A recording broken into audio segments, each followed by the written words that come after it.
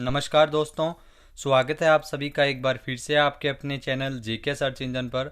आज के इस वीडियो में हम बात करने वाले हैं राजस्थान के प्राचीन सभ्यताओं के बारे में, जो सभी एग्ज़ाम पॉइंट ऑफ व्यू से काफ़ी इम्पोर्टेंट है। तो इस वीडियो को पूरा ज़रूर ध्यान से देखिएगा। चलिए स्टार्ट करते हैं आज का टॉपिक, राजस्थान की प्राचीन सभ्यताएँ।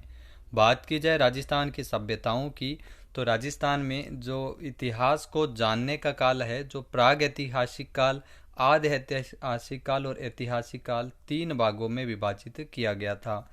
प्राग ऐतिहासिक काल मतलब ऐसा काल जिसके संबंध में मानव के इतिहास के बारे में कोई लिखित सामग्री उपलब्ध नहीं होती थी, उसे प्राग ऐतिहासिक काल कहा जाता था।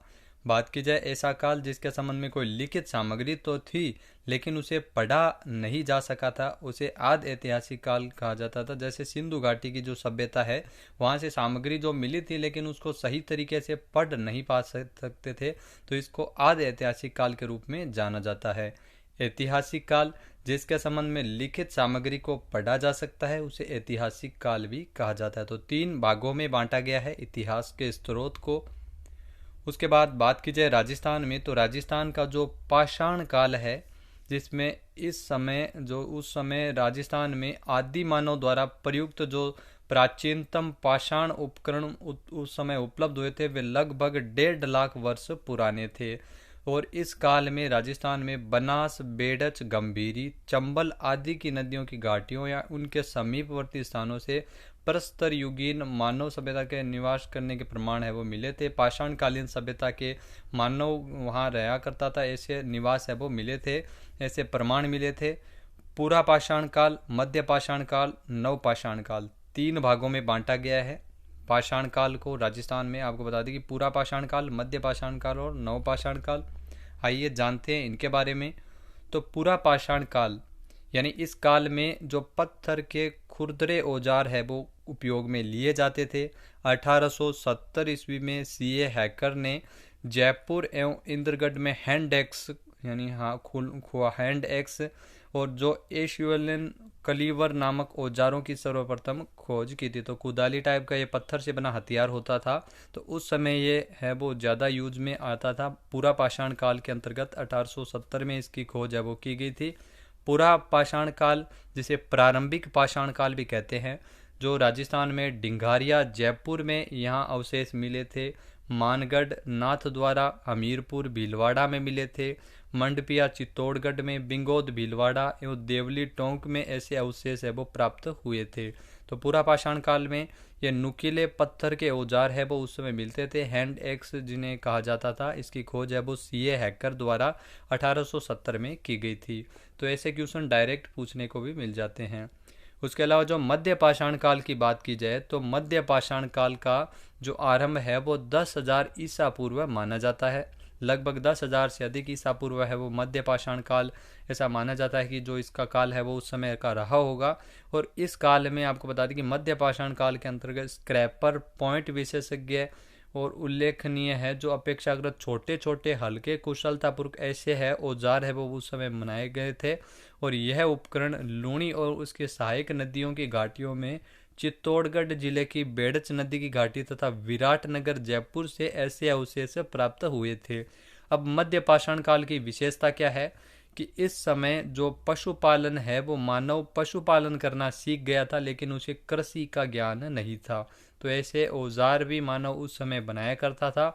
पशुपालन है वो मध्य पाषाण काल के दौर में सीख गया था, लेकिन कृषि का पूरी तरह से ज्ञान नहीं था मध्य पाषाण काल के अंतर्गत।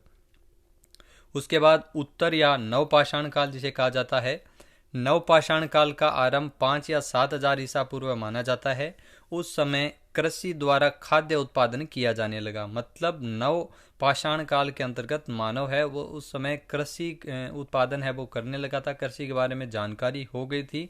इस काल में पशुपालन पहले से भी ज़्यादा बेहतर हो चुका था। साथ ही साथ राजस्थान में नव पाषाण काल के जो अवशेष है वो चित्तौड़गढ़ में बेड़च एवं गंभीरी नदियों के तट पर मिले थे। चंबल एवं बामनी नदी के तट पर भैंसरोडगढ़, चित्तौड़गढ़, नवाघाट से अवशेष है वो मिले थे।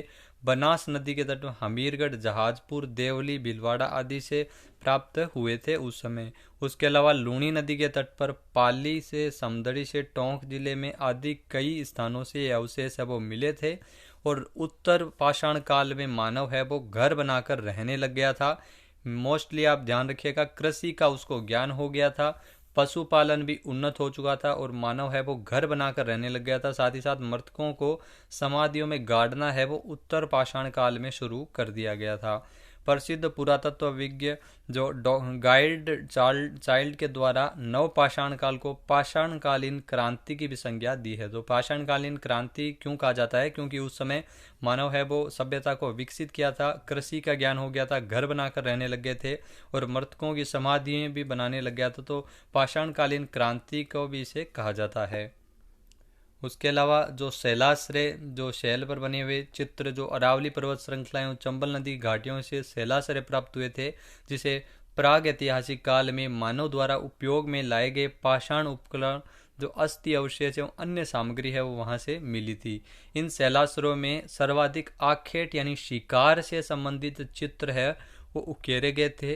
पत्थरों पे बने ये चित्र बूंदी में छाजा नदी, कोटा में चंबल नदी के क्षेत्र में, अरनिया क्षेत्र में ये है वो अवशेष देखे गए थे, शैलाश्रय मिले थे। इसके अलावा विराटनगर जयपुर में, सोहनपुरा सीकर में, हरसोरा अलवर आदि से ये चित्र शैलाश्रय प्राप्त हुए थे। अब पूरा पाषाण काल जो राजस्थान में कौन कौन से स्थानों से इसके अवशेष देखने को मिले थे? तो डीडवाना, जायल नागौर से, भानगढ़, अलवर से, विराटनगर आपको पता ही है जयपुर में, दर भरतपुर, इंद्रगढ़, कोटा, यहाँ से पूरा पाषाण काल के अवशेष वो प्राप्त हुए थे। मध्य पाषाण काल बागोर, भीलवाड़ा, विराटनगर, जयपुर से, तिलवाड़ा जो बाड़मेर में है, यहाँ से मध्य पाषाण कालीन अवशेष है वो मिले थे। नव पाषाण काल के अवशेष आहड़, उदयपुर, कालीबंगा, हनुमानगढ़, गिलूण सभ्यता जो राजसमंद में, जर सभ्यता जयपुर में, यहाँ से नव पाषाण काल के अवशेष मिले। ताम्र युगीन ताम्र पाषाण काल बागोर, भीलवाड़ा, तिलवाड़ा, बालाथर, यहाँ से ताम्र पाषाण काल है वो मिले थे, जो अवशेष मिले थे। ताम्र युगीन सभ्यता गणेश्वर सभ्यता आपको पता ही है, साबणिया, पुंगल, बीकानेर, बुढ़ा पुष्कर, अजमेर, बेणेश्वर, डूंगरपुर, नंदलालपुरा, किराड़ो, चितवाड़ी जयपुर में, कुराड़ा, परबतसर, पलाना, जालोर, मलाह, भरतपुर, कोह मलाली जो सवाई माधोपुर में, और नोह भरतपुर यहाँ से लोह युगीन सभ्यता है। सुनारी, झुंझुनू यहाँ से लोह युगीन सभ्यता के अवशेष है वो मिले थे। जोधपुरा सभ्यता जयपुर में स्थित है। रेड नगर नेणवा टोंक में, भीलवाड़, भीनमाल, जालोर, नगरी सभ्यता चित्तौड़गढ़ में, यहाँ से कई अवशेष है वो लोह युगीन सभ्यता के मिले थे। उसके अलावा अब बात कर लेते हैं सिंधु घाटी सभ्यता के बारे में। तो सिंधु घाटी सभ्यता, इसमें मूल रूप से हम बात करेंगे हड़प्पा सभ्यता, कांस्य युगीन सभ्यता और राजस्थान में जो प्राप्त सभ्यता हुई थी, कालीबंगा आदि के बारे में हम इस वीडियो में डिस्कस करने वाले हैं। तो बात कर लेते हैं हड़प्पा सभ्यता की। तो हड़प्पा सभ्यता, जिसे सिंधु घाटी सभ्यता के नाम से भी जाना जाता है, इसके टीलों को सर्वप्रथम 1826 में चार्ल्स मैसन ने ये ध्यान आकर्षित किया था। चार्ल्स मैसन ने पहले इसको खोजा था और साथ ही साथ हड़प्पा सभ्यता के जो टीलों से प्राप्त ईंटों का प्रयोग 1856 में जॉन बर्टन, विलियम बर्टन ने लाहौर से कराची रेलवे लाइन बिछाने के दौरान ये ईंटों का है वो प्रयोग किया गया था। अलेक्जेंडर कनिंघम ने हड़प्पा के टीलों का सर्वेक्षण किया था 1853 से लेकर 1856 तक। साथ ही साथ जॉन मार्शल के निर्देशन पर दयाराम साहनी के नेतृत्व में 1921 में हड़प्पा स्थल की सर्वप्रथम खोज की गई थी। तो दयाराम साहनी के नेतृत्व में हड़प्पा की खोज है वो 1921 में की गई थी।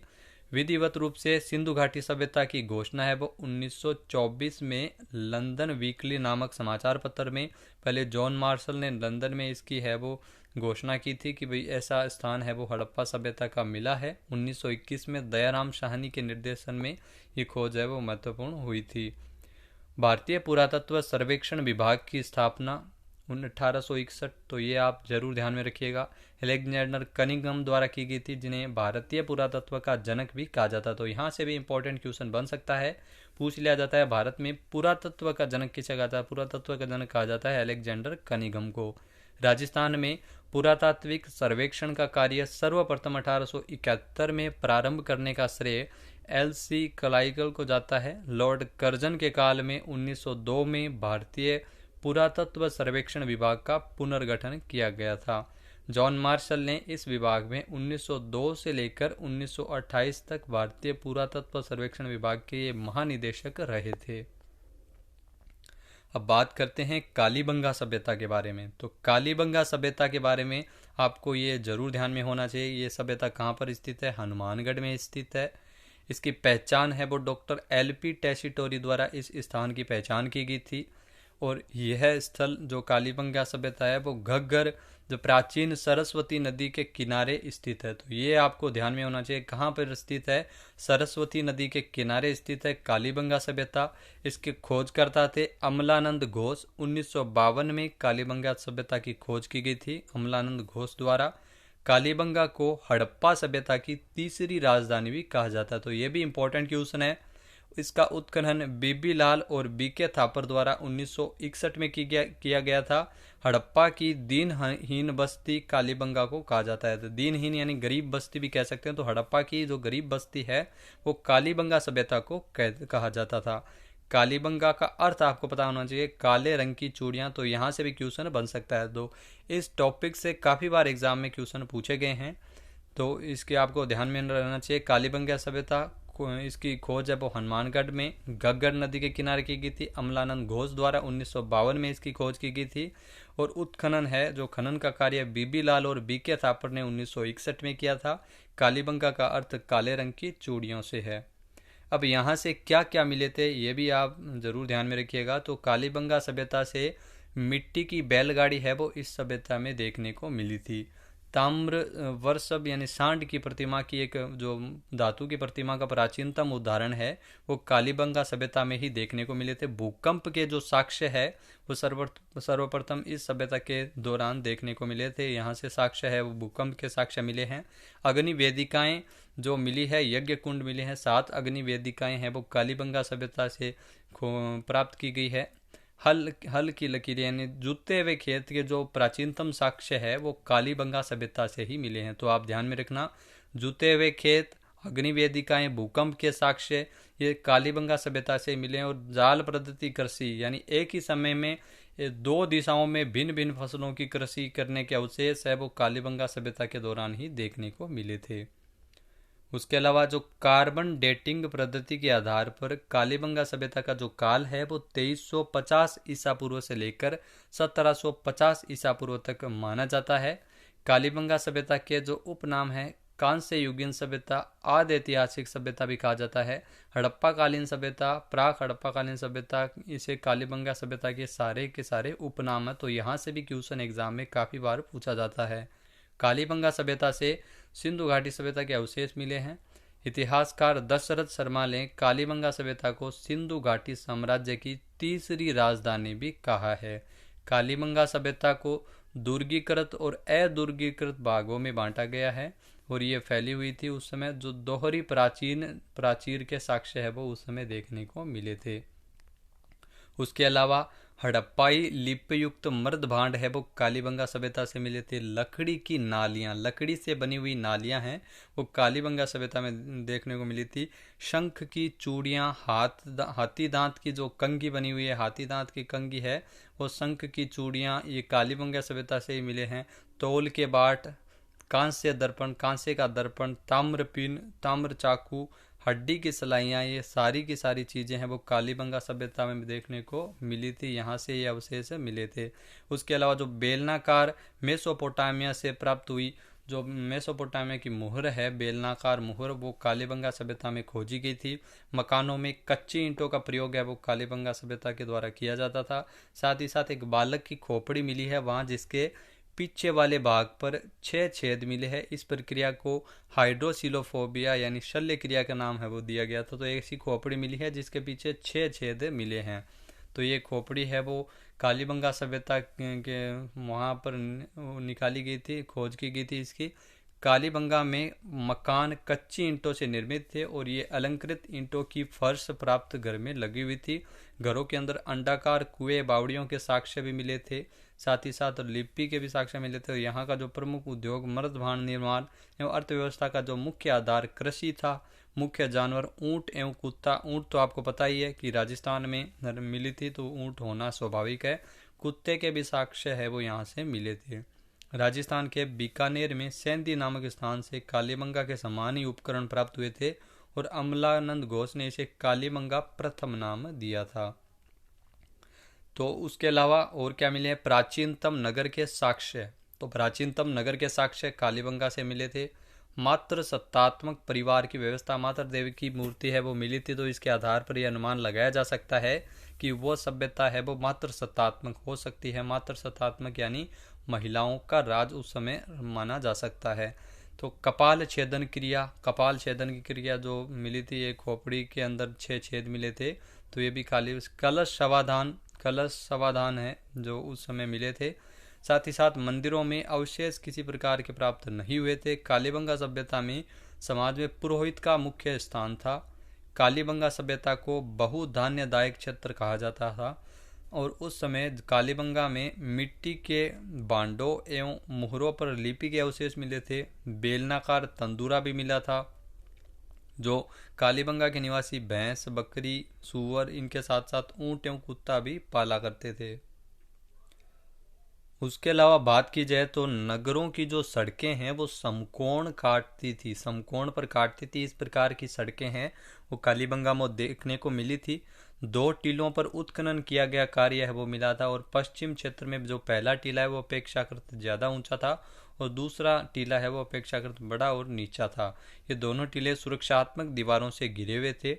यहाँ सम चतुर्भुजाकार रक्षा प्राचीर के अंतर्गत आवासों का निर्माण किया गया था, जिसे हम सुरक्षा प्राचीर को 2 चरणों में बनाने के यहाँ प्रमाण देखने को मिले थे। यहाँ के लोग कच्ची ईंटों से मिले मकानों में रहते थे और मकानों की जो नालियाँ, शौचालय और संरचना है वो पक्की ईंटों का प्रयोग है वो किया गया था। कालीबंगा में एक दुर्ग और बेलनाकार मोहरे, तांबे के बैल, जूते हुए खेत के साक्ष्य, सड़कें, मकानों के अवशेष है, ये सारे देखने को मिले थे। मुख्यतः लोग है वो सब को दफनाते थे। कालीबंगा सिंधु सभ्यता का एकमात्र ऐसा स्थल था जहाँ मात्र देवी की मूर्तियां प्राप्त हुई थी, मात्र सत्तात्मक यहाँ पर व्यवस्था थी सामाजिक। और कालीबंगा में मेसोपोटामिया की मिट्टी से बनी गोल मोहरे, बेलनाकार मोहरे है वो मिली थी। 1961 में कालीबंगा अवशेष पर भारत सरकार की ओर से 90 पैसों का डाक टिकट भी जारी किया गया था। तो यहाँ से भी इम्पोर्टेंट क्वेश्चन बन सकता है, आप जरूर ध्यान में रखिएगा। कालीबंगा सभ्यता से प्राप्त अवशेषों के जो संरक्षण हेतु 1985 और 86 में एक संग्रहालय भी स्थापित किया गया था। कालीबंगा सभ्यता की जो लिपि थी सैंधवकालीन लिपि, जिसे ब्रुस्ट ऑफ फेदन लिपि के समान थी, जो दाएं से बाएं लिखी जाती थी। तो दाएं से बाएं लिखी जाती थी, कुछ इस तरह से लिखी जाती थी कालीबंगा सभ्यता की, दाएं से स्टार्ट होती थी और ये बाईं तरफ ये लिखी जा सकती थी। उसके अलावा कालीबंगा सभ्यता में यहाँ पर विशाल सांडों की जुड़वा पैरों वाली मिट्टी की मूर्ति भी देखने को मिली थी। तो ये कालीबंगा सभ्यता थी। वीडियो कैसा लगा कमेंट बॉक्स में ज़रूर बताएं। नेक्स्ट वीडियो में हम पढ़ेंगे आहड़ सभ्यता के बारे में और उससे आगे जो भी सभ्यता है वो कंटिन्यू हम पढ़ेंगे। तो वीडियो कैसा लगा कमेंट बॉक्स में ज़रूर बताएं। वीडियो को ज़्यादा से ज़्यादा शेयर करें, लाइक करें।